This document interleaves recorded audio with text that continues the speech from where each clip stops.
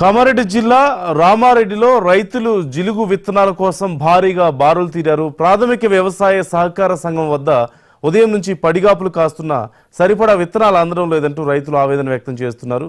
ఒక రైతుకు ఎన్ని ఎకరాలు ఉన్నా సరే ఒక బస్తా విత్తనం మాత్రమే ఇస్తుండడం వారికి తీవ్ర నిరాశను కలిగిస్తోంది. విత్తనాల కొరతతో పాటుగా గత ప్రభుత్వం కంటే ఇప్పుడు ధర రెట్టింపు కావడంతో రైతులు ఆవేదన వ్యక్తం చేస్తున్నారు.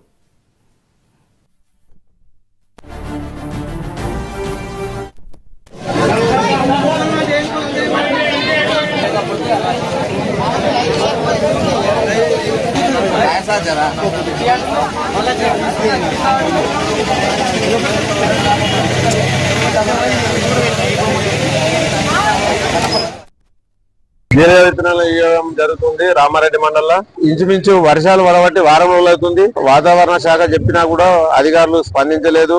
ఈ గవర్నమెంట్ ఈ జీలగ విత్తనాలు పంపిణీలా అట్టడుగా ఫెయిల్. మా రామారెడ్డి మండల 1000 ఎకరాల వరి సాగు చేస్తాము. విస్తీర్ణం ఎంత అనేది కూడా అధికారుల అంచనా కూడా తెలుసు. కానీ వాళ్ళు 200 బ్యాగులే పంపి ఈ ప్రసాదాన్ని పెట్టి ఊరంతా తినమన్నట్టుగా ఉన్నది.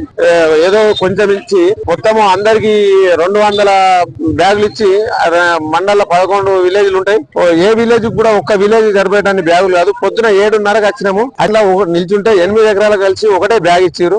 ఈ ఒక్క బ్యాగును ఏ మూలకి వెళ్ళాలన్నా కూడా దిక్కుదోచని స్థితిలో ఉన్నాము. రైతులని గందరగోళానికి గుర్తు చేస్తున్నారు. అధికారులు దీని మీద చర్య తీసుకోవాలి. గవర్నమెంట్ కూడా ఈ రైతుల పట్ల నిర్లక్ష్యం వహించకుండా కొంచెం శ్రద్ధ తీసుకొని ఖచ్చితంగా రైతుల పట్ల ఇట్లాంటి రైతులను ఇబ్బందులను పెట్టకుండా చూడాలా. రైతుని ప్రతి దాంట్లో ఇబ్బంది పెడుతూ వడ్లు కొనుగోలు గాని జిలుగులు కొనడం గాని అమ్మడం గాని ప్రతి దాంట్లో ఇబ్బంది పెడుతున్నారు. గత గవర్నమెంట్ కు ఇప్పటికీ జిలుగ విత్తనాల రేట్ల కూడా 50% రేటు పెంచేసారు. రైతులను మరీ నడ్డి విడిచే ప్రభుత్వంగా కనబడుతున్నది.